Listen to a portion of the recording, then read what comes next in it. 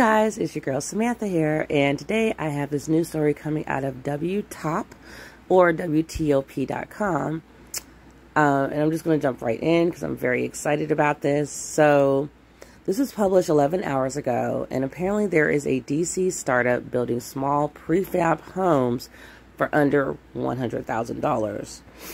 So let's jump right into this story and get the details. Okay.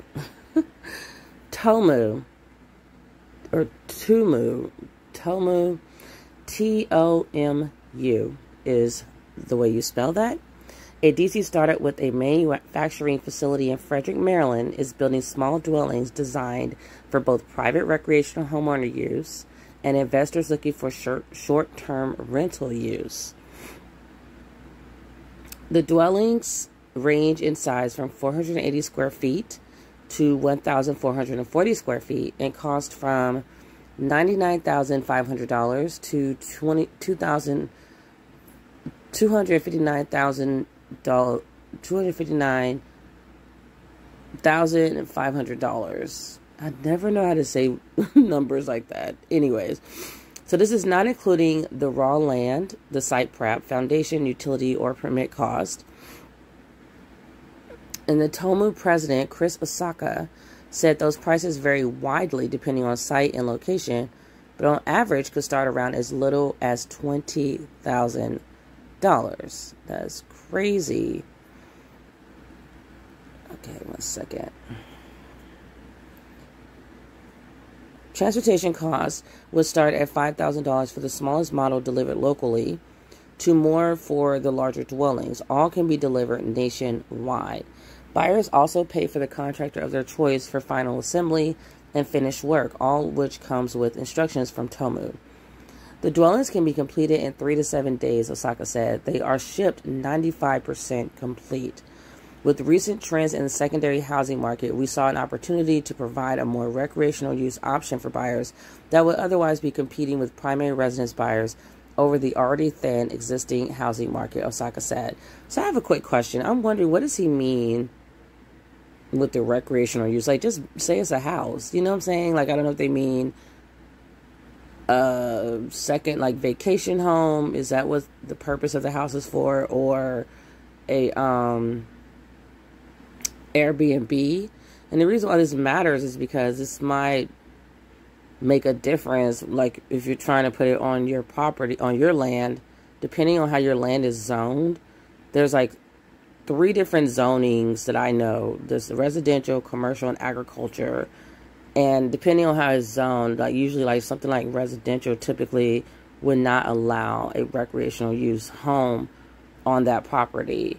And you might be saying, like, what's the difference? Well, the difference is the coding. So basically, like, when you build something, it has to be built to code, and it has to have a certain type of use for that building as well. So if you're building, say like you have like a gas station, that can only go on a commercially zoned piece of land. When you say it's a residence, like a house I'm going to be living in, there's residential zoning that only allows residential properties to go onto the land. And to me, that's problematic because the real estate market, to live in America right now, is just too damn expensive.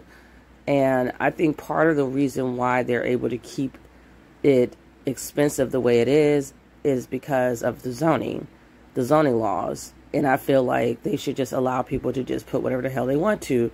Like, if you own that piece of property, that land, you should be able to put whatever you want to on it. Oh yeah, speaking of that, guys, I just closed a deal on another 10-acre lot that is next to my other 10-acre lot. So now it's a 20-acre lot. So I'm so excited.